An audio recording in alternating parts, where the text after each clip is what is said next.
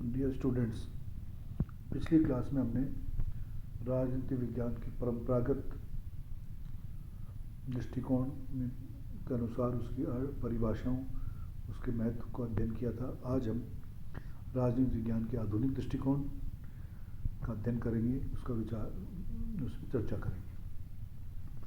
आधुनिक दृष्टिकोण को हम व्यवहारवादी दृष्टिकोण भी कह सकते हैं। आधुनिक दृष्टिकोण परंपरागत के विकल्प के रूप में आया, नवीन परिभाषाएं नवीन दृष्टिकोण के रूप में उभर के आया, और इसके लिए हम कह सकते हैं कि आधुनिक दृष्टिकोण की शुरुआत कब से क्या हुई। तो हम इसके बारे में हम चर्चा करते हैं कि समय है कि वो समय कौन सा था जब से इसकी शुरुआत हुई। तो हम कहते हैं द्वितीय विश्व युद्ध के बाद राजनीति विज्ञान के बारे में नवीन दृष्टिकोण का उदय हुआ। ये अधिक व्यापक और यथार्थवादी था, क्योंकि परंपरागत के लिए कहा गया कि वो वस्तुनिष्ठ है, संस्थागत है, संगठनात्मक है, वो यथार्थवादी नहीं है, प्रासंगिक नहीं है, अपने युग की समस्याओं का हल नहीं दे पा रहा है। इसलिए उसके स्थान पर हमें आधुनिक दृष्टिकोण की स्थापना करनी पड़ी। आधुनिक दृष्टिकोण उभर के आया और उसका काल था द्वितीय विश्व युद्ध के बाद ये परिवर्तन हुई अध्ययन की सोच, अध्ययन की विषय वस्तु। तो ये अधिक व्यापक और यथार्थवादी है। राजनीति विज्ञान अध्ययन क्षेत्र में व्यवहारवादी क्रांति का महत्वपूर्ण स्थान है। इस महत्व पर बल दिया गया है कि वर्तमान समय में समस्त मानव जीवन ने एक इकाई का रूप धारण कर लिया है और मानव जीवन के विविध पक्षों को राजनीतिक, सामाजिक और आर्थिक को एक दूसरे से अलग कर अध्ययन नहीं किया जा सकता। तो आधुनिक दृष्टिकोण की शुरुआत कब से मानी गई कि द्वितीय विश्व युद्ध के बाद एक नवीन दृष्टिकोण उभर के आया, जिसके लिए कहा गया कि यह अधिक व्यापक और यथार्थवादी है। राजनीति विज्ञान के अध्ययन में व्यवहारवादी क्रांति का महत्वपूर्ण स्थान है। हमने कहा कि आधुनिक हम दो भागों में बांटते हैं, आधुनिक और आधुनिकतम, जिसमें व्यवहारवाद, आधुनिक व्यवहारवाद और आधुनिकतम उत्तर व्यवहारवाद। और फिर हमने कहा कि वर्तमान समय में मानव जीवन ने एक इकाई का रूप धारण कर लिया है और मानव जीवन के जो विविध पक्ष हैं, आर्थिक है, सामाजिक है, धार्मिक है, उनको एक दूसरे से अलग कर तो वो बात करते हैं कि अलग नहीं किया जा सकता, उनको एक दूसरे के साथ ही उनका अध्ययन किया जा सकता है। कि हमें अगर व्यक्ति के राजनीतिक पक्ष, जीवन के राजनीतिक पक्ष का अध्ययन करना है तो हमें उसके सामाजिक पक्ष, आर्थिक पक्ष, धार्मिक पक्ष, उनका भी अध्ययन साथ के साथ करना पड़ेगा, जिससे कि हम उसके राजनीतिक पक्ष को सही प्रकार से समझ सकें। तो राजनीति विज्ञान मूलतः मनुष्य के राजनीतिक जीवन तथा क्रियाकलापों तथा उसके संदर्भ में मानव जीवन के सामाजिक, आर्थिक, धार्मिक व अन्य पक्षों का अध्ययन कराता है। आधुनिक के अंतर्गत राज्य को ही नहीं वरन समाज को भी सम्मिलित किया जा सके, ये समाज पूर्वक दृष्टिकोण है।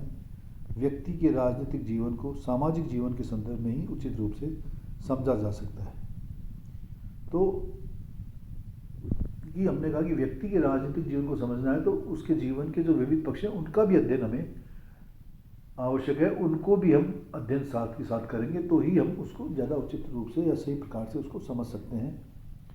और आधुनिक के अंतर्गत हम राज्य को ही नहीं, समाज को भी सम्मिलित करें, और ये समाज को सम्मिलित करने वाला समाज पूर्वक दृष्टिकोण के रूप में स्थापित होगा। व्यक्ति के जीवन को सामाजिक पक्ष, मतलब सामाजिक पक्ष है व्यक्ति के जीवन की, उनके संदर्भ में ही ज़्यादा उचित रूप से समझा जा सकता है राजनीतिक पक्ष को।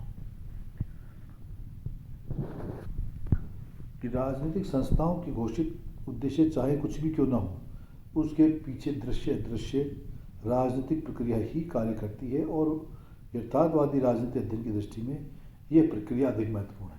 कि राजनीतिक संस्थाओं के पीछे दृश्य रूप में राजनीतिक संस्थाएं, राजनीतिक शक्ति कार्य करती है और वो ही इम्पोर्टेंट है, और संस्थाओं की अपेक्षा उन साधनों और प्रक्रियाओं को अधिक महत्व देती है जिनके आधार पर राजनीतिक संस्थाएं कार्य करती हैं। कि संस्थाओं की अपेक्षा, मतलब जो अध्ययन दृष्टिकोण परंपरागत में संस्थागत अध्ययन, संगठनात्मक अध्ययन था, उसके स्थान पर अध्ययन में महत्व किसको मिलने लगा? साधन और प्रक्रियाएं, कि जिनके आधार पर ये संस्थाएं कार्य कर, संस्थाओं का अध्ययन इम्पोर्टेंट नहीं है, संस्थाएं जिनके आधार पर कार्य करती है वो साधन और प्रक्रियाएं वो महत्वपूर्ण है, जिनके आधार पर ये संस्थाएं कार्य करती है वो इम्पोर्टेंट बन गई अध्ययन की विषय वस्तु में। और आधुनिक के समर्थक विद्वानों को हम निम्न प्रकार से ये लोग समर्थक विद्वान रहे आधुनिक के, जैसे J E. Catlin, Max Weber, H D. Lasswell, David Easton, Hermann Heller इसके समर्थक विद्वान है और इन्होंने इसको अपने अपनी रूप में इसको परिभाषित किया है। जैसे कि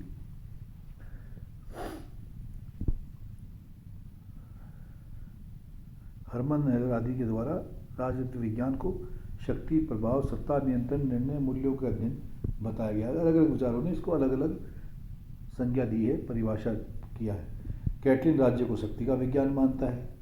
लासवेल और कैपलान इसे एक आधुनिक खोज के रूप में राजनीति विज्ञान की शक्ति के निर्धारण और सहभागिता का अध्ययन कहते हैं। रॉबसन इसे राजनीति विज्ञान को समाज में शक्ति का अध्ययन कहता है। डेविड इसे मूल्यों का सत्तात्मक आवंटन कहता है। अतः आधुनिक दृष्टिकोण भी एकांगी है। शक्ति राजनीति विज्ञान के विभिन्न परिवर्त्यों वेरिएबल्स में से एक है, एकमात्र नहीं। कि शक्ति एकमात्र अध्ययन का आधार नहीं है, शक्ति अनेक वेरिएबल्स में से एक है, एकमात्र नहीं। ये चीज़ उभर के आई। अतः कुछ विद्वानों ने परंपरागत व आधुनिक के समन्वय स्थापित करने की चेष्टा की, जैसे कि वियोगी, जे रोलैंड, पिनॉक स्मिथ आदि। कि आधुनिक दृष्टिकोण के उदय के बाद ये चीज़ आधुनिक के समर्थक विद्वानों ने ये कहा कि आधुनिक के उदय का कारण क्या रहा। वो कहते हैं कि परंपरागत अध्ययन पद्धतियों में कमियां थी, दोष थे, इस वजह से आधुनिक का उदय हुआ या व्यवहारवादी दृष्टिकोण का उदय हुआ और उन्होंने कमियों को आधार बना दिया। तो वो तो एक नेगेटिव सोच थी।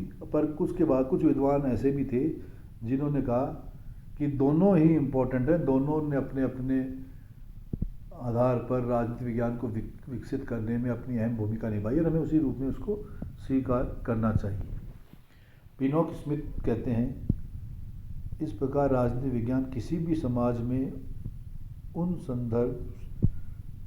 संभव शक्ति, संस्थाओं और संगठनों ढांचों से संबंधित होता है जिन्हें वह समाज में सुव्यवस्था की स्थापना और संधारण, अपने सदस्यों के अन्य संभावित कार्यों के संपादन तथा उसके मतभेदों को समाधान करने के लिए सर्वाधिक अंतर्भावी व अंतिम माना जाता है।